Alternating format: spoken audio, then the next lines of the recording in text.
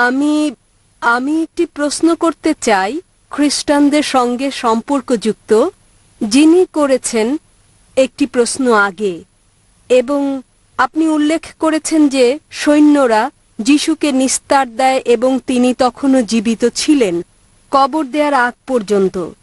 আমার প্রশ্ন হচ্ছে, যিশুকে কি আসলে শুলে চড়ানো হয়েছে, না তাকে সর্বকালের সব জ্বালা যন্ত্রণা থেকে রক্ষা করা হয়েছে?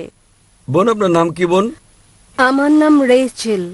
বোন প্রশ্ন করলেন যে যখন যীশুখ্রিস্ট, তারপর শান্তি প্রসিদ্ধ হোক, তিনি সৈন্যদের হাতে আটকা পড়েন, তিনি জানতে চাচ্ছেন যীশুখ্রিস্ট তারপর শান্তি প্রসিদ্ধ হোক আসলে কি ক্রুশবিদ্ধ হয়েছিলেন এবং তিনি কি যন্ত্রণা ভোগ করেন নাকি তাকে ক্রুশ থেকে রক্ষা করা হয়েছিল। উভয় ঘটনার কোরআন এবং বাইবেলে দেয়া বিবরণে তফাৎ রয়েছে। আমি তুলনামূলক ধর্মের ছাত্র হিসেবে আমি দুটোই জানি। কোরআন অনুযায়ী পবিত্র কোরআনে বলা হয়েছে, সূরা নিসা অধ্যায় নম্বর 4 আয়াত নম্বর 157-তে বলা হয়েছে, ইহুদিরা গর্ব করে বলল যে আমরা যিশুকে হত্যা করেছি, মেরির পুত্র। কিন্তু কোরআন বলছে তারা তাকে হত্যা করেনি, না তারা তাকে শুলে চড়িয়েছে, কেবল তারা একটা ধাঁধায় পড়ে গিয়েছিল। যারা ভিন্ন মত পোষণ করে তারা সন্দিহান, কেবল যে বিষয়টি অনুসরণ করতে হবে, নিশ্চয়ই তারা তাকে হত্যা করেনি। তাহলে কোরআন অনুযায়ী সূরা নিসা অধ্যায় নম্বর 4 আয়াত নম্বর 157, যীশু খ্রিস্টকে তার উপর শান্তি বর্ষিত ক্রুশবিদ্ধ করা হয়নি, তাকে হত্যা করা হয়নি, তারা ধাঁধায় পড়ে গিয়েছিল। কিভাবে এটা ঘটলো আমরা কিছুটা বিবরণ দেব।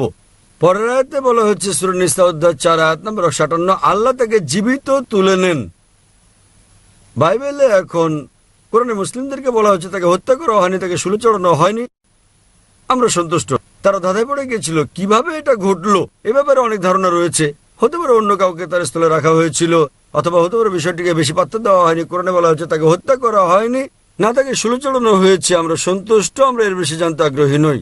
যদি আপনি বাইবেল পড়েন, যদি আপনি কাহিনীগুলো পড়েন, যদি আপনি পড়েন গসপেল, আমরা জানতে পারি যীশু খ্রিস্টকে তার উপর শান্তি বর্ষিত হোক ইহুদিরা অভিযোগ করেছিল যে তিনি ব্লাসফেমি করেছিলেন। যদি আপনি পড়েন গসপেল অফ জন অধ্যায় 10 অনুচ্ছেদ 31 ও 32, যেখানে তিনি বলেন আমি এবং আমার পিতা এক, তাই তারা বলে নিজেকে তিনি ঈশ্বর দাবি করেছেন। তাই তারা বলে তুমি মানুষে নিজেকে ঈশ্বর দাবি করো। তো যীশুখ্রিস্ট তখন বলেছেন গসপেল অফ জন অধ্যায় 10 অনুচ্ছেদ 32, তোমাদের ধর্মগ্রন্থে কি এটা লেখা নেই যে তোমরা হচ্ছে গড? যে ব্যক্তি ঈশ্বরের বাণী বলে তাকে গড বলা হয় এবং নিয়ম ভঙ্গ করা হয়নি। তাই এখানে তারা ভুল করেছে যে তিনি নিজেকে ঈশ্বর দাবি করেছেন। তারা তাকে মারার জন্য পাথর কুড়ালো। তখন তিনি বললেন আমি অনেক ভালো কাজ করেছি, কোন ভালো কাজের জন্য তোমরা আমাকে পাথর মারছো?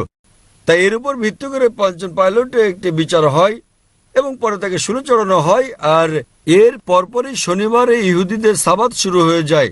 তাদের দর্শন ছিল যে কাউকে শনিবার শুলে চড়ানো যায় না, যা শুক্রবার রাত থেকে শুরু হয়ে যায়।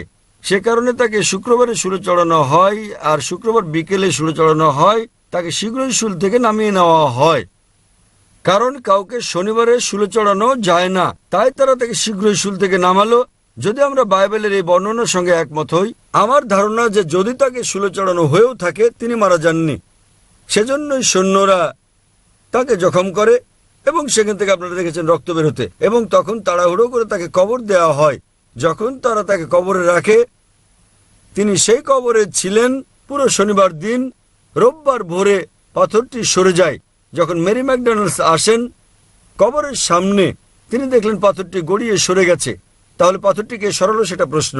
তাই বাইবেলের এই বর্ণনার উপর ভিত্তি করে যদি আমি একমত হই, ধারণাগতভাবে বাইবেল যা বলছে তা ঠিক। এর কোথাও বলা হয়নি এই বর্ণনায় যে তিনি মারা গেছেন। সুতরাং আমরা এই বর্ণনা থেকে জানতে পারি, যদি তাকে জনার নিদর্শন পূর্ণ করতে হয় যে জনা 3 দিন এবং 3 রাত ছিলেন মাছের পেটে, তাই মানব সন্তানকে 3 দিন 3 রাত মাটির নিচে থাকতে হবে। যীশু খ্রিস্টকে তাহলে বেঁচে থাকতে হবে। যদি তিনি মারা যান তাহলে যীশু খ্রিস্ট তারপর শান্তি প্রসূতকে মিথ্যে বলেছেন। গসপেল অফ ম্যাথিউ অধ্যায় নম্বর 12 অনুচ্ছেদ নম্বর 38 তিনি বলেছেন, এবং তিনি একটা ভবিষ্যদ্বাণী করেন, যেহেতু জনা ছিলেন তাই মানব সন্তানকে থাকতে হবে। যদি জনা জীবিত থাকেন তাকেও জীবিত থাকতে হবে। একজন ছাত্র হিসেবে বাইবেল পড়ার পর আমার ধারণা হয়েছে, গবেষণা করার পর, আমি বিশ্বাস করি না যে যীশু খ্রিস্ট মিথ্যে বলছেন। তাই তার ভবিষ্যদ্বাণী পূরণের জন্য আমাকে বিশ্বাস করতে হবে তিনি জীবিত ছিলেন, তাকে শুলে চড়ানো হয়েছিল, কিন্তু তিনি মরেননি। যদি আপনি পড়েন ডিকশনারি ক্রুসিফিকশন, CRUCIFIXION, মানে কাউকে শুলে চড়ানো এবং তিনি শুলে মারা যান। ডিকশনারিতে এমন কোনো শব্দ নেই যাতে বলা হয়েছে আপনি কাউকে শুলে চড়ানোর পরও মারা না গেলে তাকে কি বলা হবে। তাই আমাদের নতুন শব্দ তৈরি করা হয়েছে ক্রুসিফিকশন, CRUCIFICTION। এটা একটা কল্পকাহিনী, একটা গল্প।